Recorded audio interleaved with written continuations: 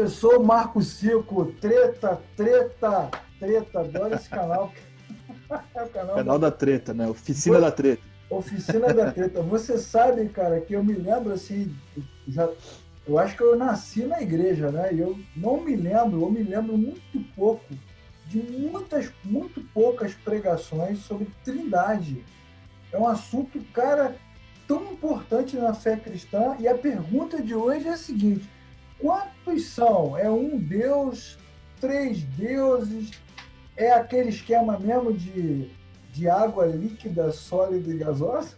O tema que está em deficiência, que eu entendo na igreja, porque talvez pela complexidade do tema, muitas pessoas não se atrevem a pregar e quando fazem, o fazem ainda de forma deficitária, né? Não são todas as pessoas que conseguem expor a doutrina da Trindade de forma clara. Mas para o cristão, ela não deveria ser um dilema, porque ela parte... Eu sempre vejo as coisas dessa forma. Ela parte de uma prerrogativa muito clara, a primeira delas.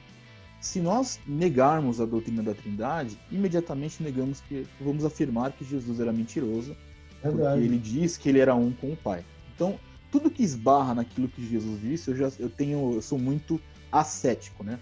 Tem o cara que é cético, eu sou totalmente ascético. Aquilo que Jesus fala, eu não ponho uma vírgula de contestação. É o que ele falou, tá dito e ponto final. Então, obviamente que eu não vou crer que Jesus ele estava mentindo quando ele disse que era um com o Pai. Há três deuses? Não há três deuses, há um Deus só. Há um Deus, né, em três hipóstases, que era o termo, inclusive, utilizado nas Institutas da Religião, de Calvino. Não sou, insisto, né, não sou devoto de São Calvino, mas eu acho que são boas referências, né? Calvino ele colocava assim que havia em Deus três hipóteses, três pessoas, né, que é o Pai, o Filho e o Espírito Santo, que são um único Deus, evidentemente. Todavia, o modo que da mesma forma que são três em um, obviamente o Filho não é o Pai como tal, nem o Espírito é o Filho e etc. Né? São distintos entre si por determinadas propriedades e que essas propriedades, por vezes, a plenitude dela vai fugir do nosso entendimento, porque a Bíblia também não nos dá tantos respaldos, né? Mas, em um contexto geral, a menção ela é simples e indefinida de Deus. Esse termo cabe ao Filho e ao Espírito e não menos cabe ao Pai. Você acabou de dar pancada, né, naquela galera que fica repetindo: o Evangelho é simples, a Bíblia é simples, Jesus, mais ou menos, né? Muita calma nessa hora. E é por isso que a gente fala tanto sobre a importância das lideranças serem bem preparadas. Queria citar aqui, já que você citou Calvino, vou citar aqui o Dr. Martin Lloyd Jones, né? Dr. Martin Lloyd Jones. Sim, excelente também. Um grande escritor, um teólogo tão brilhante. Na sua coleção sobre as principais doutrinas da fé, quando ele fala da Trindade, ele abre dizendo o seguinte: antes de estudar sobre a Trindade, nós precisamos humildemente reconhecer que não sabemos o que significa. Só sabemos que ela é porque Deus assim nos revelou. Então falta até, Marcos, humildade em quem estuda, em quem ensina, para reconhecer que é um assunto sublime. Mas mais ainda, nós temos que levar em conta que a igreja discutiu 400 anos até se chegar a uma definição clara sobre o que é a Trindade. Então, como é que nós, de forma assim, é quase uma pretensão, embora a nossa intenção seja boa, que em poucos minutos nós não vamos acabar com uma discussão que perdurou 400 anos, embora para nós tenha chegado um pouco mais mastigado. Né? Eu lembro também da citação de Gregório, que foi aí um teólogo muito preeminente na história, que ele dizia o seguinte, que ele não podia pensar em um Deus único sem que ele veja imediatamente envolvido o fulgor dos três. Olha que interessante isso. Muito legal. Então, ele colocava assim, olha, eu não consigo falar do Espírito Santo como Deus sem que eu veja o Filho e o Pai. Eu não consigo falar do Pai como Senhor Criador sem que eu veja o Filho e o Espírito. Isso é muito interessante. Então, o que nós podemos ter de inferências e que talvez comece a fazer bastante sentido para nós é o seguinte: é um único Deus, como Calvino disse, né, ali é dividido em si mesmo, em hipóteses, em pessoas, mas nós conseguimos discernir um pouco a Trindade quando nós vemos a atuação de cada uma dessas pessoas que são únicas na Trindade, no sentido de ter Deus como Pai Criador, né? O Senhor Jesus Cristo, que veio aqui morrer no nosso lugar, veio cumprir aqui uma missão que somente alguém tão puro e santo quanto Deus poderia ter sido trazido aqui para fazer isso. e o Espírito que atua em nosso coração, nos convencendo, né, do pecado, do juízo e da justiça. Por exemplo, lá no Gênesis 1, nós vemos ali que a Trindade conversa entre si e fala assim, olha, façamos o homem à nossa imagem e semelhança. Isso, né? exatamente. Então, com quem Deus estava falando se não era com a Trindade, se não era com o Pai, inclusive está lá no Gênesis 1 que o Espírito de Deus pairava sobre as águas, né, verdade. Então ali a Trindade conversa entre si. Eu acho que isso é bem legal na história do cristianismo e na Bíblia, como Deus nos ajuda. Primeiro, ele convergiu todas as coisas para Cristo.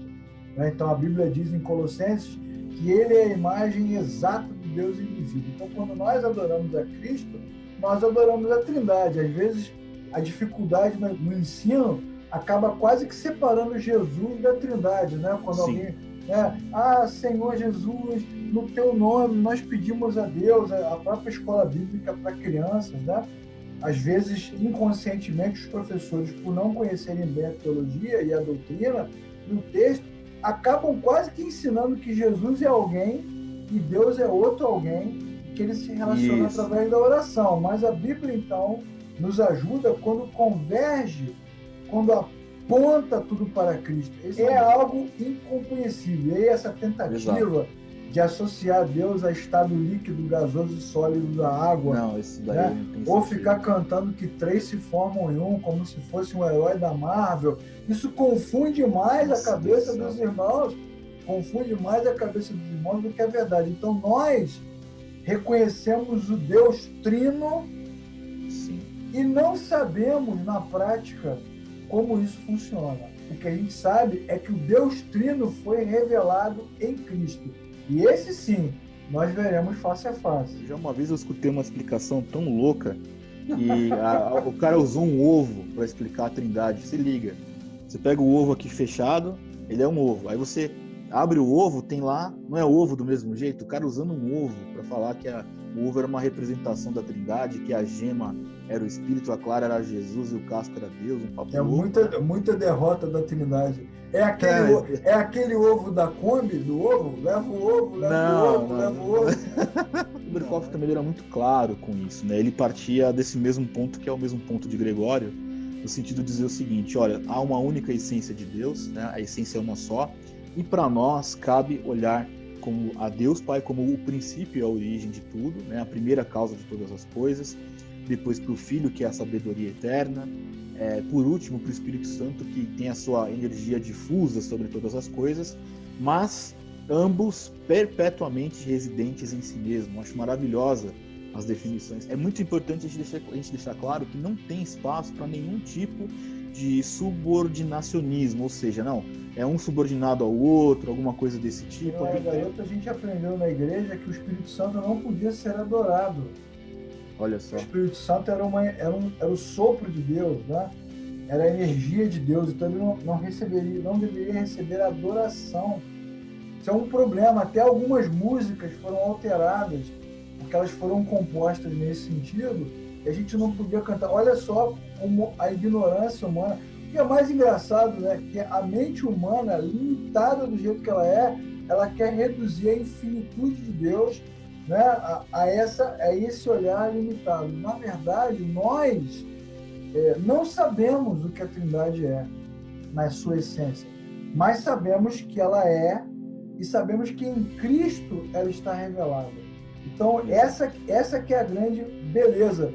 Como diz o texto bíblico do discípulo que chegou para Jesus e disse, mestre, mostra-nos o Pai. Eu falei assim, rapaz, mas essa altura do campeonato, quem vê a mim vê o Pai, ou seja, quem vê a Cristo vê a glória eterna de Deus invisível. E eu me lembro que quando eu comecei a estudar um pouco mais de teologia, me envolver, né? A doutrina da Trindade foi aquela doutrina que me colocou de joelhos, porque nos primeiros momentos eu não entendia, né? Não é possível, tem que ter uma argumentação, tem que ter um raciocínio. É isso.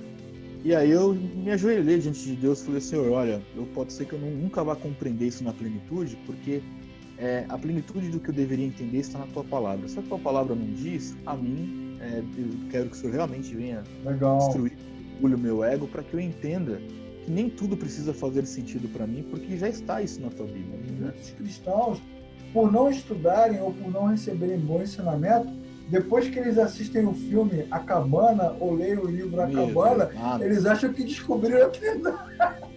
Cara, olha, Não! eu vou te contar. Só... É a proporção que isso tomou. As pessoas veem um livro extremamente descabido desse cara e tratam isso como uma verdade inerrante acima até da própria palavra. Como se fosse teologia, né? Sim, e é muito triste porque ainda hoje, cara, eu até comentei isso numa live que a gente fez, pessoas que eu gosto, pessoas que eu tenho uma afinidade, que estão na igreja há 200 anos, põe nos seus status do WhatsApp, do Instagram, assim, olha, a foto, né, do filme, do livro, né? Ai, assim, esse foi o livro que mais Deus falou comigo, eu misericórdia. Nossa, né? Para mim, a culpa é sempre da liderança, né? Essa pobreza na pregação. Eu concordo com você, eu só não concordo que seja só da liderança. Porque, pô, como é que pode um cristão que nasceu de novo, que teve um encontro com o Cristo eterno, né, revelado, ressurreto dentre os mortos, ficar mais impressionado com um texto de um livro de ficção? Sim, foi a mesma coisa do Código da Vinci, né? Que quando saiu, teve gente me chamando, não, Jesus casou sim com a Maria Madalena e tal, teve filho. E falei, gente, ou vocês são cristãos, ou vocês vão pegar um livro que papel aceita qualquer coisa que você escrever, né? E vão tratar isso como verdade absoluta. E a Bíblia não é dessa forma. Eu queria fazer uma última citação, que é uma citação que eu considero a minha... hoje é uma boa definição para mim, que está lá nos 39 artigos da religião, da Igreja da Inglaterra, inclusive, que é o primeiro artigo dos 39, chama-se assim, olha, da fé na Santíssima Trindade. Então, esse artigo, ele é um artigo curto que ele diz o seguinte: há um único Deus vivo e verdadeiro, eterno, sem corpo, nem partes, nem paixões, de infinito poder, sabedoria e bondade, criador e conservador de todas as coisas visíveis e invisíveis. E na unidade desta natureza divina, há três pessoas da mesma substância, poder e eternidade, o Pai, o Filho e o Espírito Santo. Bacana. Então, essa é a definição da Trindade que eu tenho, que guardo comigo e que sustenta toda essa argumentação que a gente trouxe aqui.